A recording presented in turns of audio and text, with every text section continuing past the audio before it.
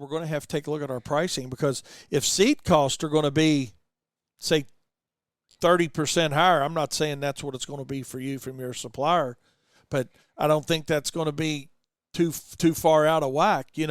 Easily 25 to 35%, I would think, is going to be some numbers that we're seeing from different suppliers that we work with. So, how's that going to affect your slit seeding cost, your broadcast seeding cost? Now, you're not going to necessarily have to have a 30% increase because your seed's going up 30%, because there's other overhead that's not changing at a 30% rate. But how is that going to affect your overall rate? Do you know why you charge what you charge? This is an advantage to knowing your numbers.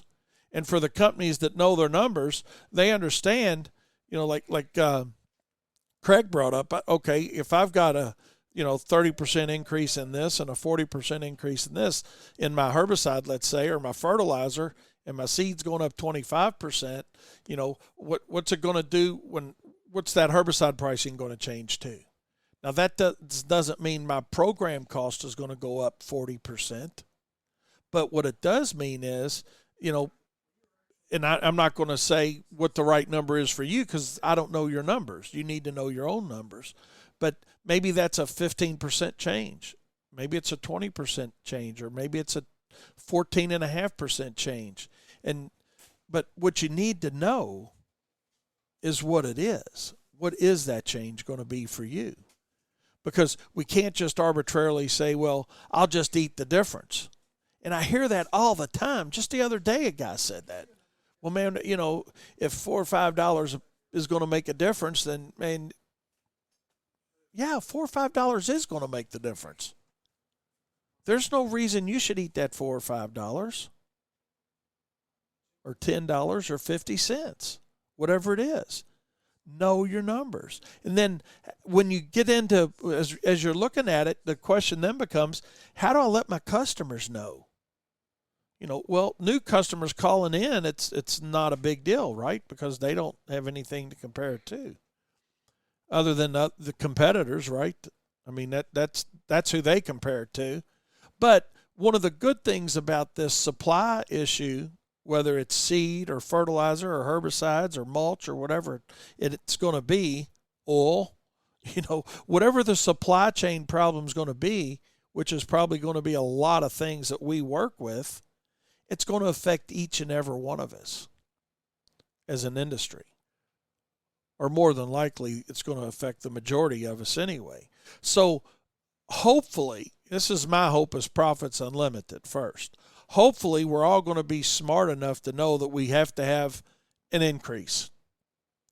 Hopefully, if you're not using some type of cost recovery methodology to know what your true costs are, and what your desired profit margins are, and what your sales goals are, so you can come up with these numbers, that you implement that and you start seeing how important that really is for the success and profitability of your company. Because until you know that and you do that, this is going to be a situation that puts a lot of guys right out of business. And whether you're mowing grass or treating lawns or, whatever, landscape lighting, fill in the blank on what type of service you provide, we're going to have to make more radical changes, I believe, than what we've been used to doing, And most people are very reluctant to raise pricing anyway as an owner, right? Nobody has to send me a text and say, yes, I am, or no, I'm not. But you guys know it, and statistically, that's the fact that we as an industry don't raise prices the way we should just to keep up with normal inflation and attrition of customer base.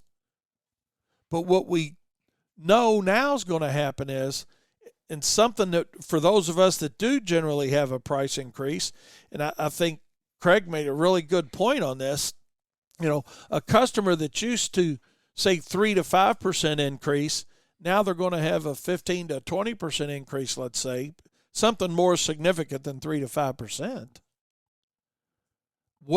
How's the consumer going to respond to that?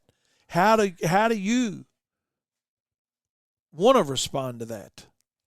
And I think based on your company size, there's going to be different choices that you make. You know, a very small company, you might say, hey, I'll just call all my customers, or I'll go see all my customers and deal with them that way. And that may be an efficient way for you to do it. But for larger services, you're not going to be able to go see every customer. And I know when we transitioned, this goes back to, 1987, guys, when it was a different transition, but it was a cost problem like this. When we finally sat down and figured out our cost per hour, and we knew we had customers messed up, and we knew we had to raise some customers, a pretty good percentage to make them profitable, we thought, how are we going to do it? We're going to call everybody, we're going to go see everybody, or are we just going to send a letter out to everybody? And for us, we decided to send a letter out to everybody, a very well-written letter. And that's what I would suggest maybe you consider doing. Because we thought there's no sense in calling everybody, because not everybody cares. They like us. They know the job we're doing. It's okay. Hey, this is it. So why stir a can of worms up or bees up or whatever that we don't have to stir up maybe? So we decided what we did was we just sent a letter out to everybody saying, hey, this is our new pricing, and in this scenario that we're in right now, coming forward with material shortages, you just explain what it is. Hey, due to material supply and demand, our costs have risen significantly over what's normal. This is not only affecting us, but it's affecting all of our competitors, anybody that's using mulch, herbicides, fertilizer, grass seed, Put your brain together and put yourself a good letter together. That's what we're going to do. And we're going to send it out. And we're going to deal with the ones that we got to deal with. Because we decided it was back then, and we still agree to that same methodology now, that it's going to be easier to deal with the problems than to rekindle the whole fire. But you got to do what you got to do.